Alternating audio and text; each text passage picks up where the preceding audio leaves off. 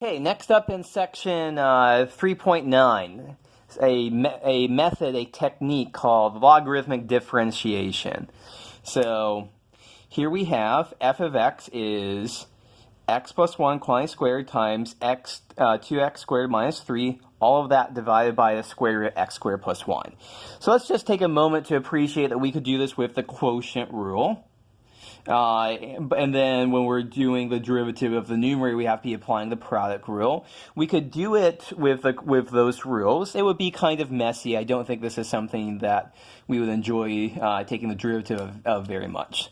So I'm going to show an alternative way to take these kinds of derivatives of these kinds of functions using a method called logarithmic differentiation. And how we do it is that we're going to begin by taking the natural log of both sides. So we're going to take the natural log of x plus 1 quantity squared times 2x squared minus 3 divided by the square root of x squared plus 1. And so why do we do this? Take a moment, think about why we might be doing this. So what we're going to be doing here is we can rewrite natural log of each one, like the product is going to become a sum of natural log factors. So we could rewrite this as natural log of x plus 1 squared plus natural log of 2x squared minus 3 minus, so this is in the denominator, so this would be minus natural log of x squared plus 1 to the 1/2 power.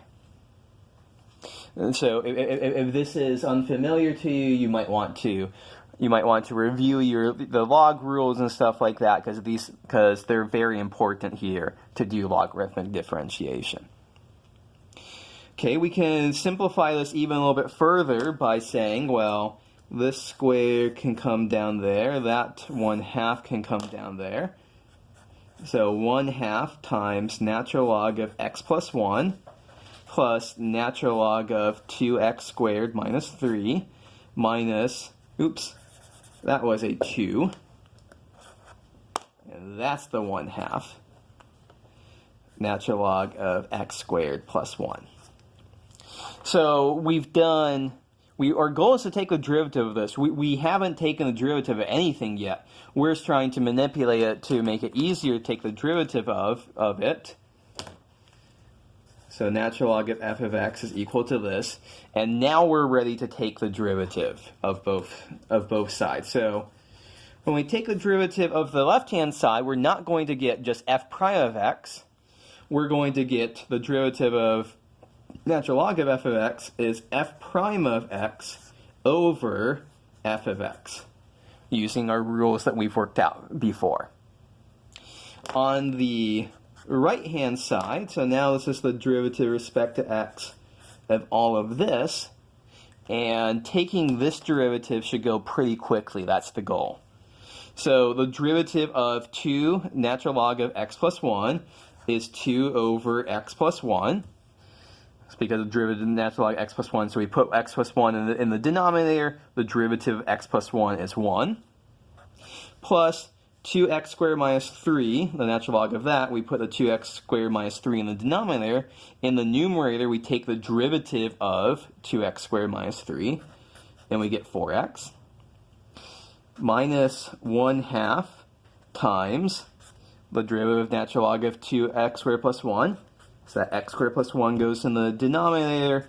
In the numerator is the derivative of x squared plus 1. So f prime of x divided by f of x is equal to this whole thing. And so what do? We move this to the other side. We multiply it by f of x. So our final answer, f prime of x, is 2 over x plus 1 plus 4x over 2x squared minus 3 minus Let's cancel out that 1/2 and 2 right there. X over x squared plus 1. All of that times f of x. So here we have to say, well, what is f of x? It's this original function. So to finish our answer, x plus 1 all that squared times 2x squared minus 3 divided by the square root of x squared plus 1. So that's an example here of logarithmic differentiation. So it's another way to do derivatives of something like this, a product of a quotient of a bunch of factors all put together. So this is a pretty typical example here. Okay, so this is one twist on logarithmic differentiation. Let me show a, well, you know what? Let me save the other part for another video. Let me use, here is your third pre-class problem. So use logarithmic differentiation to find the derivative of 2x plus 1 to the 6th times x cubed minus 4 to the 11th. So say here, this is something that you could do with the product rule. It's, we don't have to do the quotient rule like we did in the previous problem, so this is going to be a little bit easier. We probably, if I just said to you find the derivative, you probably use the product rule. But I want you to practice using the logarithmic differentiation. So if you could do that, that would be great.